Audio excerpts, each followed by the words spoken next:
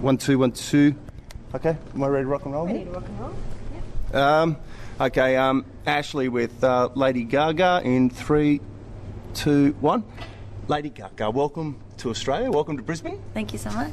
Straight off the plane from Melbourne. Yes. Did Rove. How was Rove? Amazing. Yeah, I heard Michelle, who I work with, she does Rove a lot as well, and she said that off camera he's a real asshole. Is that true? No, he's really nice. Yeah? He was really sweet. He was just the same as he was on camera. A little bit smaller than you pictured, and you know when you see him in real life, he's very he's actually quite handsome. Oh, really? Yeah. Yeah? Okay. Well, Michelle says he's really ugly in real life, but that's interesting. Are you just saying that, or you... No, I think he's a lovely guy. I do a lot of television and meet with a lot of late-night TV hosts, and I thought he was very charming and very classy. Do you have to go through a pre-interview with Rove, or do you just go out there and just shoot the shit with Rove straight from the get-go? They let me know ahead of time approximately what the questions will be about, but there's always, some surprises. What are the stock standard questions when you're Lady Gaga? You obviously do this type of thing 100 million times around the world at the moment. The album's gone Born to Me. What are the questions that you're just sick of answering? I'm not sick of answering any questions. Oh, really? No. It doesn't get tiresome at all? No, part of the life that I live is that I make music and I have a relationship with the public, and they want to know all about me. And you've got a unique style. You have a unique presence about you. As someone arrives with something that looks very diva-ish. What is that, green tea that you're getting? Did you say diva-ish? That is very diva-ish. It's tea. Green tea with a spoon in it? I don't know what kind of tea. Is that something that what kind of tea is this? Ginger. What tea? Oh, it's ginger tea? Yeah, I drink ginger tea. Green tea with a dash of ginger. What's on your list, backstage here at the entertainment centre, of things that you require before you go on stage? I mean, you've got the green tea with ginger, obviously. What else? Tea. It's actually ginger tea. There's no green tea, just a green cup. Oh, okay. Well, other than that, M&Ms? No. I've got some hummus backstage and some chicken. I like to have white and red wine in my dressing room for sometimes after the show.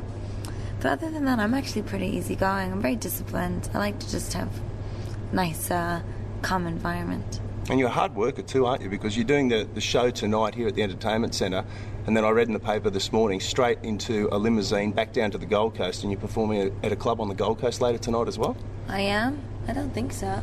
Well, that's what I was saying in the paper this morning. No, that might be scheduled for later in the week, but not for tonight. Is that how you make the most of your money? This is something we were talking about on the show earlier in the week, that you have to get out and perform live. Gone are the days where album sales alone are going to guarantee financial success in this industry. You have to get out and tread the floorboards and do the shows live. Well, what I've been doing in America, what I did for the first full year of my career is I would do 2 shows a night always, and I would use the money that I would make for the second show to pay for the technology and the stage design of the first show.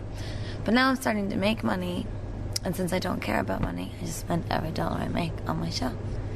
So I'm not rolling around with, Range Rovers and Rolls Royces, but I have impressive costumes and stage show for a young artist. Yeah, okay. Yeah, but I get that maybe money isn't your motivation, but this is show business. You've got the show, which you're very good at the show, but then you've got the business side of it as well. And even your parents must pull you aside and say, Lady Gaga, you're my daughter, you're doing well, I want you to be financially secure for the rest of your life. What are you doing in that vein to ensure that you're going to capitalise on this for the rest of your life? You've got that unique opportunity. First of all, I don't think it's very ladylike to talk about money. But I'm quite satisfied and happy with my life. I guess you could say that I don't have the same priorities as most of the maybe pop singers that everybody knows about. Seeing people buy fancy cars and big houses and flaunting their wealth in jewelry. I don't care about those things. I care about my show. Yeah, okay, but I get that. Now, I feel like we're sort of going down that we're not really hitting it off here, and I don't mean to be like that. Oh, no. But you are. It's just that I wouldn't normally discuss money in such an open way. it's to me it's a private thing.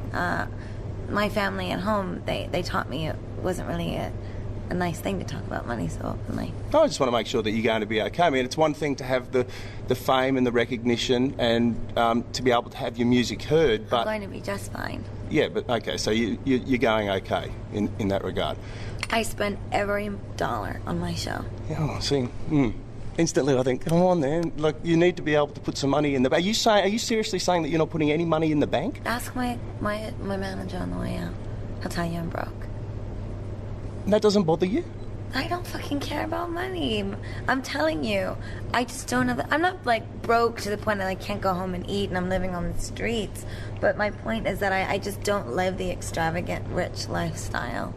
And you feel like you're investing in yourself by putting the money back into your shows? And it's not an investment in myself. It's just that I don't care about anything other than my art and my music. But I think maybe, like... You're not hearing me when I say that. No, I'm hearing you most of the time, in all honesty. When I hear people say that, when I hear artists say that, I think, well, that's bullshit, because a lot of people will say that, but then they're not backing it up. But if you're actually backing that up, I respect that. I think that's, I think that's great. I want to ask you as well about, you mentioned your music as your art. Your look and your style, your flamboyance, if you like, is quite unique, with the lightning bolts down the side. Even now, I mean, we're sitting in a dark room at the entertainment centre. It's an overcast day. It's 3:30, 4 o'clock in the afternoon. You're here. You look super cool. You've got sunglasses on. You have a whole look that you've got. Is that something that you've adopted, or is that something that you've had since you were 14 or 15 years of age? Where did that come from? Well, when I was 14 and 15, I was in a Catholic school and I wore uniform. But, I mean, I don't know if you're the same as you were in high school, but I'm quite different. I moved out, I dropped out of college, I got 3 jobs and played music every day, and I just made a commitment and vowed to myself that I would struggle and learn about art on my own. And that's what I did. I worked in bars and I go-go danced and went to burlesque clubs and played every club and every venue, and I got booed and people threw beer on me and told me I sucked.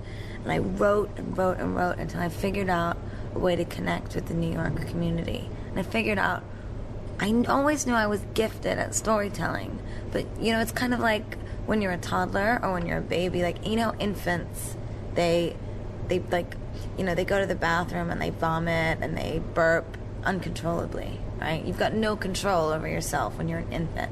But when you're a toddler, you realize that you're burping, right? Because your mom says, don't do that, right? Or you realize that you vomited because you start to understand the sensation of liquid all over your body. So at a certain point, as an artist in your infancy, you realize that you suck. And you say, oh God, I can't suck anymore. You realize you're burping. So you stop burping and you think, what is it that I'm trying to say? So I really devoted my life to music. And no, I didn't always dress this way, but I'm probably around 18, 19 years old. That's when I started to really kind of find my my real self. And I'm 23 now, and I'm the same girl. And you're supporting the Pussycat Dolls tonight. You've just come from New Zealand.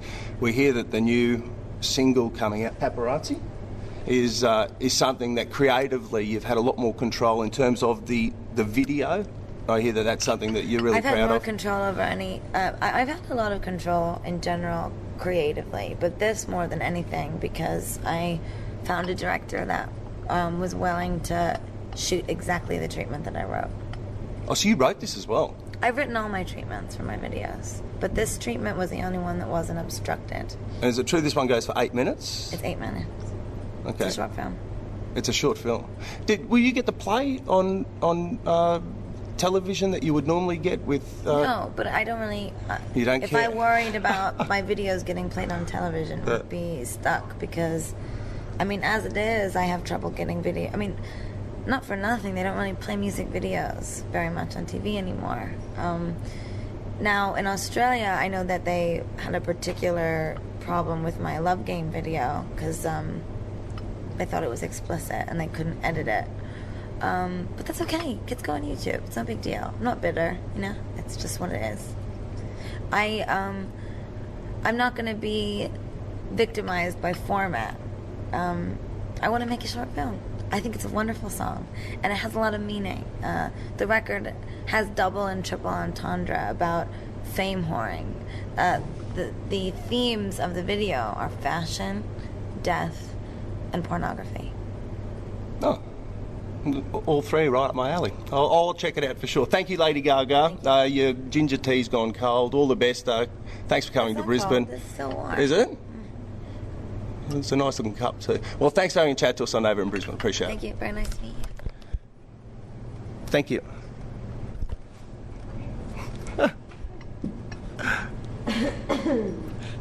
Ginger tea's very good for you. Oh, I bet it is. Yeah, cleanses the palate. Yeah, It's very it's funny to delicious. me that you think tea before I'm singing is the diva thing.